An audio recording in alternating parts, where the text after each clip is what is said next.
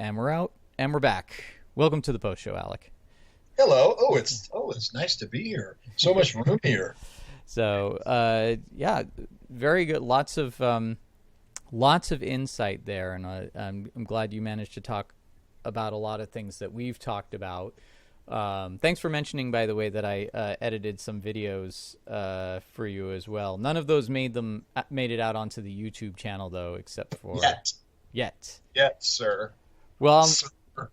I'm looking forward to seeing them. That Adam interview, for those that don't know, and I'd love to get him on the show too, Creature Kid, Adam Doherty, I did edited together an interview with him that you conducted, which I thought was very interesting. And I know he's he's not into being a public figure, but he is a very talented guy, and I think he's got a very interesting story. So I hope he comes on the show at some point. Yeah, he's good. He's a good guy. And then we did, what was it? There was a whole thing that Tom narrated, a video on X-Men Origins Wolverine with the blob costume and Wolverine and Deadpool, the infamous, you're never going to hear the end of it, Deadpool design, which I think, actually, I heard it made an appearance in the new movie. Oh, it's fantastic. I loved it. Did you see it? They put it in there? I didn't. I haven't seen it, so. It's terrific. I really like Deadpool, too. And one. It's really good. And by the way, speaking of my Instagram, which you mentioned in the previous show, did you see my thing with the Deadpool head, with our version of Deadpool? Yeah, the spare Deadpool head. Yeah, I was rubbing it in everyone's faces, acting as if it's the most awesome Deadpool ever, just to see what the response is. Wait, is that a new one? Everybody takes it well. I like that people, nobody comes at you. Everybody gets the joke. I'm checking I haven't seen that one. Did you just post that one? Nah, that's a little ways back. Oh. But the thumbnail is of me with the Deadpool. Cool. Now I'm scrolling Instagram while I'm interviewing you. Put that phone down. Well, we're multitasking. Exactly. Well, no, I'll have to go back, because I remember you did a picture of just this, what was called the spare Deadpool. Oh yeah, that one. Yeah. But anyway, yeah. So God, there's so many things you said during the interview that I was like, oh, I've got an example of that and that sort of thing. After Effects, but. Before, I want to kind of fulfill my promise of asking you about the James Cameron story of science fiction. Did they just call you up out of the blue and say, we're doing this, we want you on? Or it was very nice, because I have a history with Cameron and going back to the Roger Corman days, and his people called my people, which is me. I'm my people, and just said that that he specifically asked to have me on. So I went down to a little soundstage in Santa Monica, brought a couple of things with me, and I thought they shot it really well. They had a lot of cool, effects that they added afterwards. But was that green screen? Yeah, there was some. Yeah, we were sitting behind a green screen, and there was some other things that they had off, shooting through things, I believe. But there's a lot of additive stuff to it, which is pretty neat. But I haven't seen it all. I saw myself from a beat talking about R2-D2, the design of R2-D2, but somebody said I'm in it a little bit more. Yeah, you make an appearance in several episodes. I didn't know you were going to be in it. I just thought, well, I always love shows that talk about, the history of what I love, and being a longtime fan, I'm often very critical of them. So I'm like, I'm sitting there kind of like people sit in front of sports yelling at the TV, like I'm disagreeing with interviewees and that sort of thing, going, no, that's not it. And then you came on. I was like, oh, it's Alec. Okay, yeah, Alec was good. All right. Feel free to scream. You can scream it. We all have our opinions. That's what's great about all of this stuff, is that we can all. It's like my Quaker grandmother used to say, opinions are like wrinkles. Every asshole's got them. Your oatmeal said that? Yes, my oatmeal grandma, Nana O. So, yeah, it's just kind of a pleasure to see you on that, and it was nice to see you get acknowledged as somebody who is contributed so much. Because I mean, for the most part, you're behind the scenes, and Tom, he gets to be the guy in the suit. I think the only two things I've actually seen you in movie wise was you were in Astronaut: The Last Push, That's true. Yeah. And you were in like a very brief cameo in Aliens versus Predator. You were like checking the satellite, weren't you? Right. Yes. So, you know. My name tag was like Dr. Cheeseman. That was truly my name tag. Somebody thought that was funny. I liked it. But then you can't leave out my performances in Neill Blomkamp's work either. Oh, of course. Why am I forgetting those? Because those were actually really cool. You were no. Well, I can't help you. I was in RAKKA. You were in RAKKA. I'm trying to think of the chef. You were it fell out. I was the guy. We're sticking with the drama first, and then we'll let the comedy. Okay.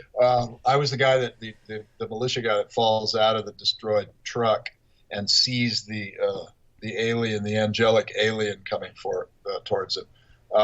And I had a couple of other moments in that. And then, yes, Cooking with Bill.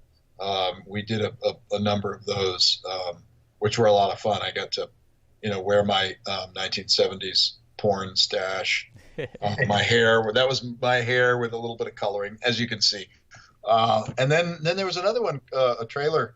He only released a trailer called Bad President.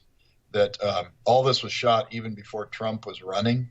Well, I thought because it was the initials were a BC, so I thought it was like a riff on like Bill Clinton's antics with Monica Lewinsky type of thing. To me, it was what was great about that, and I think we shot four or five of those episodes.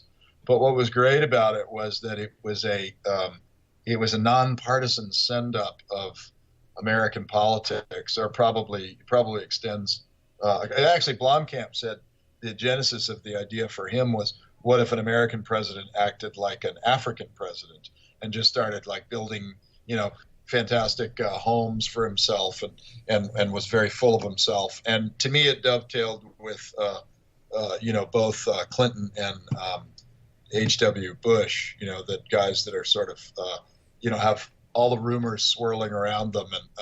And I like casting barbs in all directions. So it was a fun role to play. It looked fun. You were like, and I'm going here, I'm sitting here going like, there was that shot of you like fanning out like dollar bills to a stripper. I'm going like, if I did that in a role, my wife would be all over me about that. So yeah, well, it's the part you're playing, of course. Of course. I get no enjoyment watching half-naked ladies dance. If you think, sir, no, thank you, sir. Okay. What's a funny little factoid there is that we shot at a real strip joint called Teasers in South Africa, and we walk in Johannesburg. We walk in, and there's a big picture of a guy, and it was like in memory of whatever, Lefty LaRue or whatever his name was. And I was like, who's that? They said, well, that was our owner, who was shot right where you're standing. Yeah. What? Yes, this was 2 weeks ago. I'm like, oh God. And then it turned out that they couldn't afford the actual strippers because those girls make way too much money. So they brought in pole dancing instructors to do the stuff because they were more affordable. Isn't that interesting? That's funny. You actually, so you were in South Africa. You must have been there for a while, or did you keep going back and forth? Because you did a lot of stuff. And RAKKA, I'm going to edit that part out where I forgot that you were in RAKKA, because that was no small part. And you were acting with Sigourney Weaver, I was there for about 10 days. And this is the great thing about Neill, is that he's very organized, and he was shooting RAKKA, and that production itself was massive. He had probably 4 square city blocks where they put dirt on the road and brought in junker cars and set fires, and it was really a beautiful art direction job. Richard Simpson did that.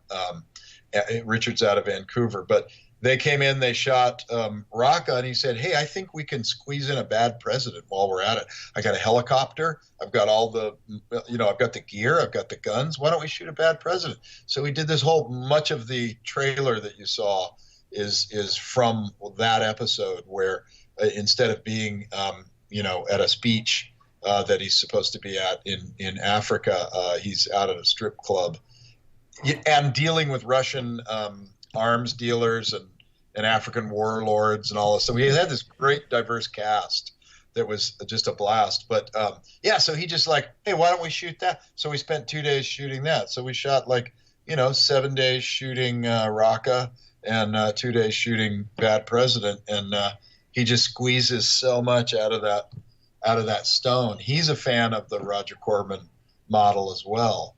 And despite the fact that, he is a highbrow conceptualist and visualist, he really does appreciate the low budget stuff, and he loves practical effects too. Neill does. He loves having real stuff around, and he fills his workspace with real stuff. Well, I really admire him because he's embraced both, and he does push new technologies a lot, like Cameron did. I've seen he's done a lot of motion capture stuff, and this kind of brings me around to again talking about After Effects. I've been developing this way of doing. I figured this thing out with motion tracking. This way of those panoramic scenes where you see like science fiction buildings and spaceships flying through them, and it's done all digitally. I figured out a way in After Effects to do that with just a motion track and a little stop motion, any kind of model you can kit bash together. And it's really cheap. And now I'm thinking like, okay, this is a great technique I've come up with, but where am I going to use it? How am I going to kind of expand this and push it into, so it's not just spaceships flying through a building. It's something that could have some commercial use or some, for advertising or something like that. It seems like he's built up a studio where he can probably do he can do jobs, like companies can farm jobs out to him. I don't know if he's doing this or not, but it looks like he has the technology to do that, where he could, people could farm out work to him while he's doing his projects. Is that? I asked him that, and he said his focus is on his own material and utilizing the team he's built to put his material forward. So at that time, it wasn't really a focus for him. But I agree. I think his stuff is just so great, and it's got a look to it. He's got Chris Harvey, who's I think it's Barefoot Soups. That's his Instagram handle. Who is enormously talented, and he's just got Blomkamp has a fantastic team. And here's a great, like, if we're talking about freelance artists and making a move into what intellectual properties or content creation or whatever. Neill was a digital effects guy.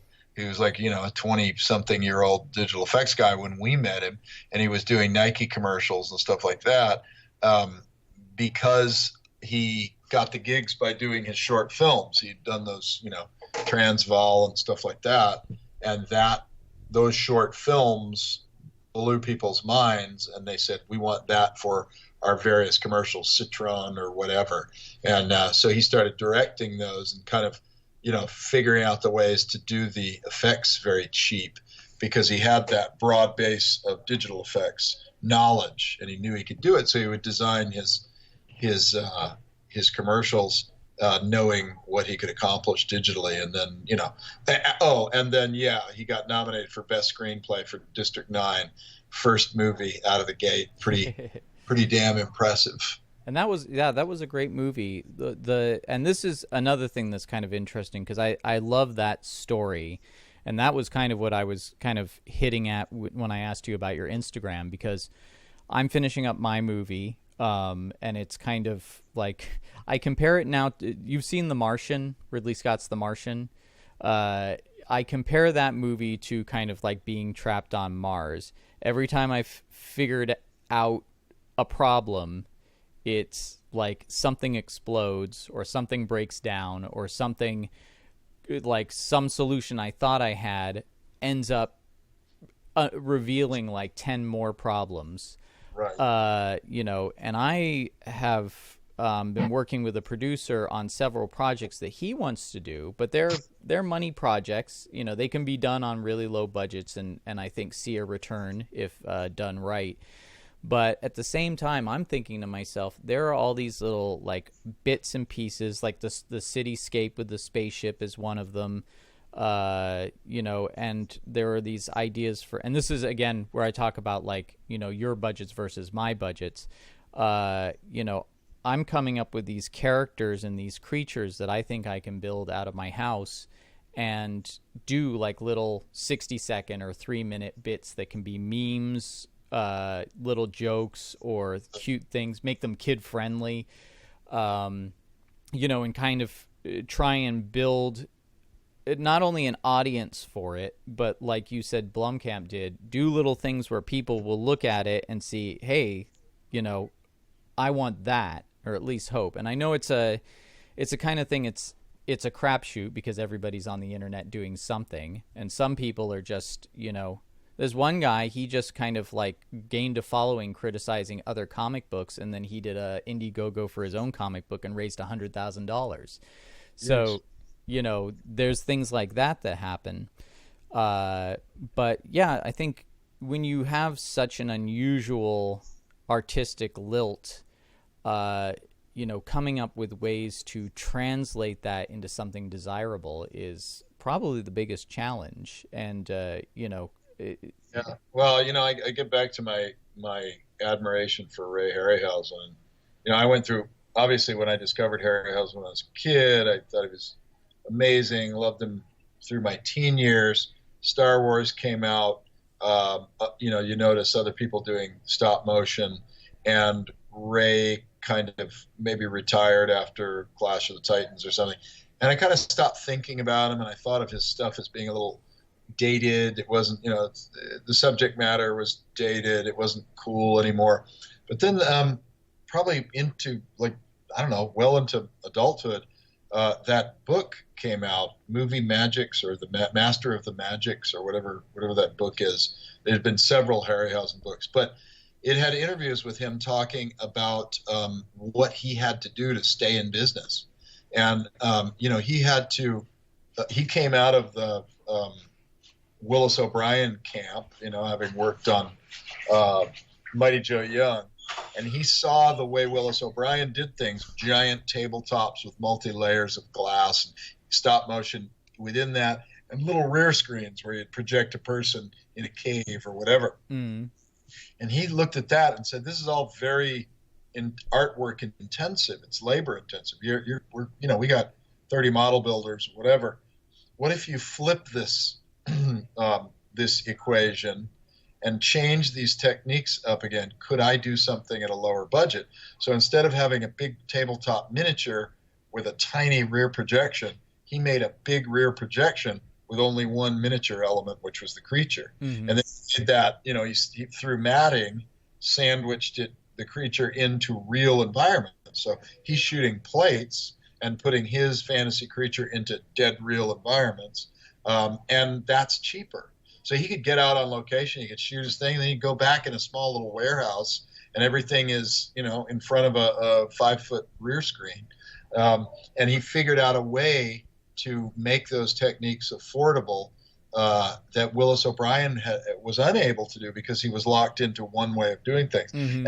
And then as you read more about Harryhausen, you realize that the studios, other studio effects people they poo-pooed his work. They thought it was lowbrow. It wasn't like, you're not working on the 10 Commandments, you're working on some dumb monster movie.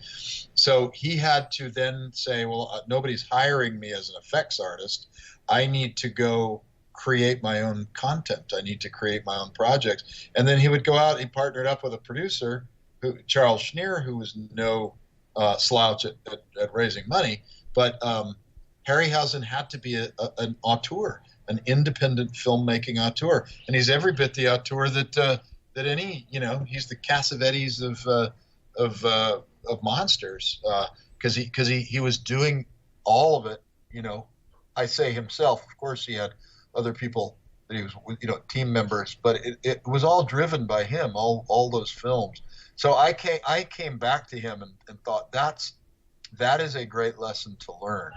That's a guy who is really a firebrand and really figuring out how to apply his techniques to the market rather than sitting around, being bitter and bummed that nobody's noticing him or what he does.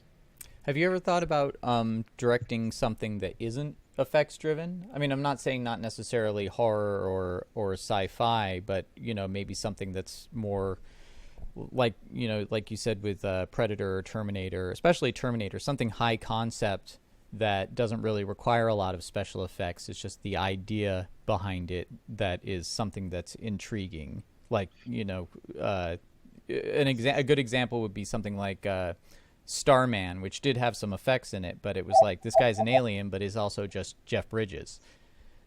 Yeah, I mean, I think I prefer character-driven science fiction over effects-driven science fiction, for sure.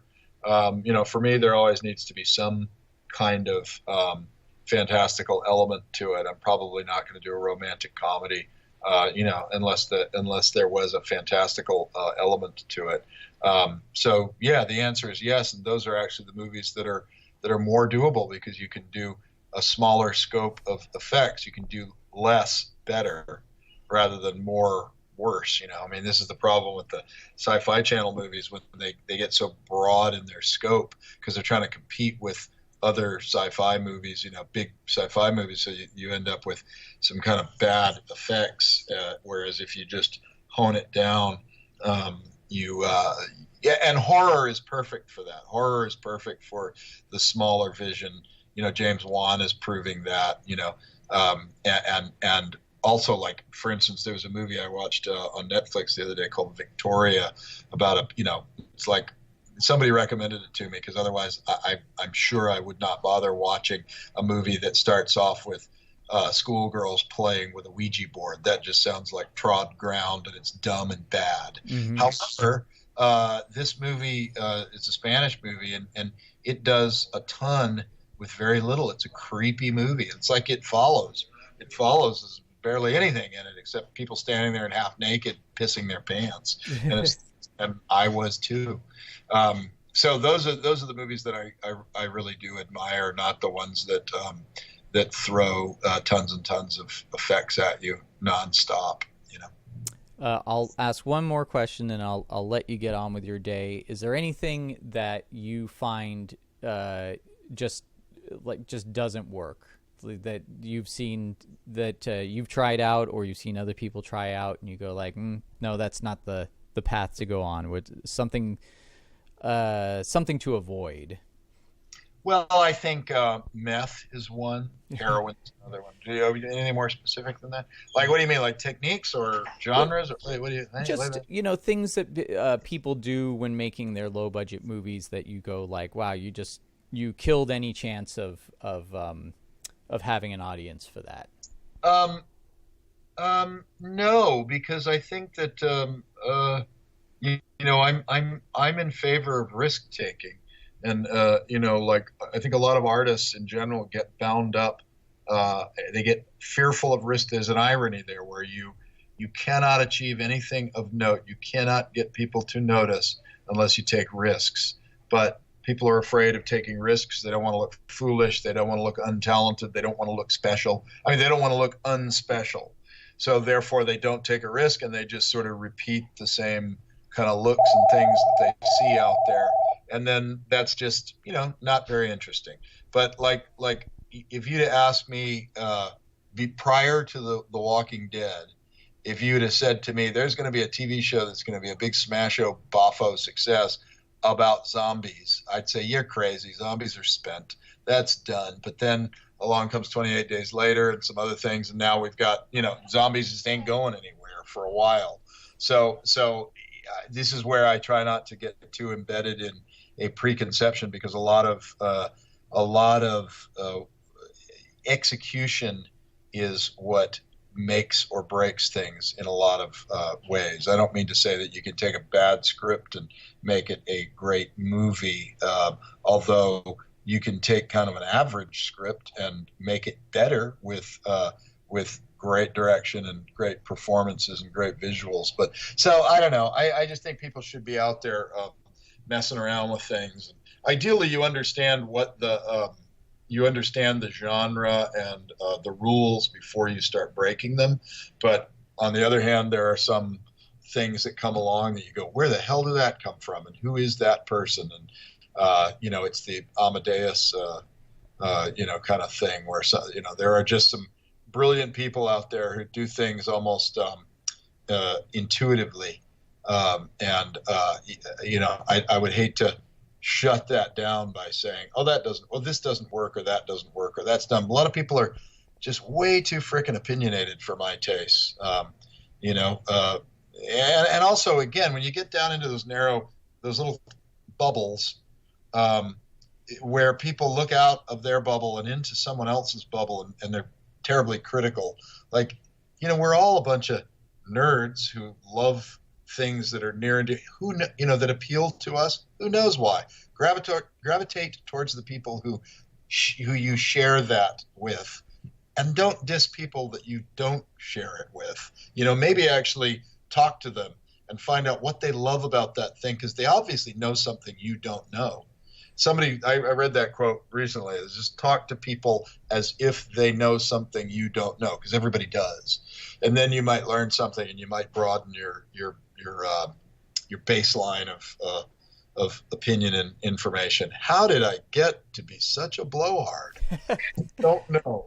I think it's valuable information, and I think I'll just end with this. I'll keep you on after I stop recording for just a few moments. But somebody said to me, every bit of information, every bit of criticism you get is a gift. Doesn't mean you have to accept it. You analyze it, you see what is factual versus what is emotional, and you take from it what you can, and and that's all that you can do. But ultimately, even the harshest criticism, or people who are just even trying to knock you down, probably are giving you some kind of information.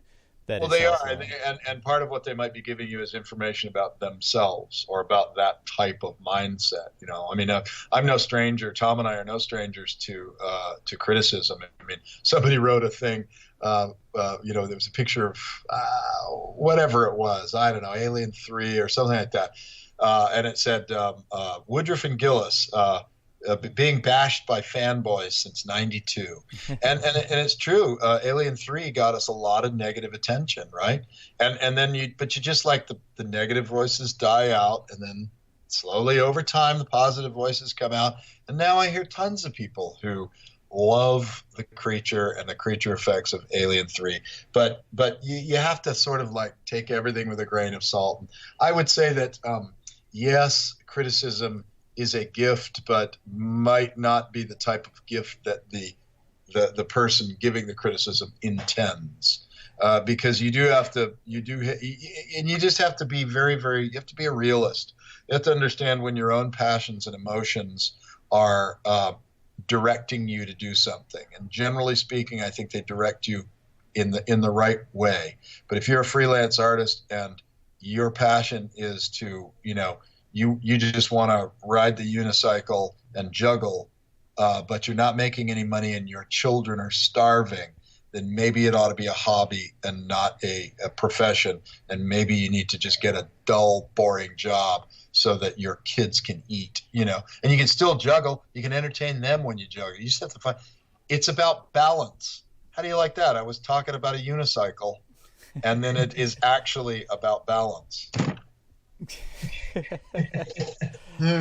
All right. Well, I think just by that last note, I think that's it. There's nowhere else to go. Okay. All right. Thank you very much, Alec. Like I said, I'll keep you on for just a second more, but thank you.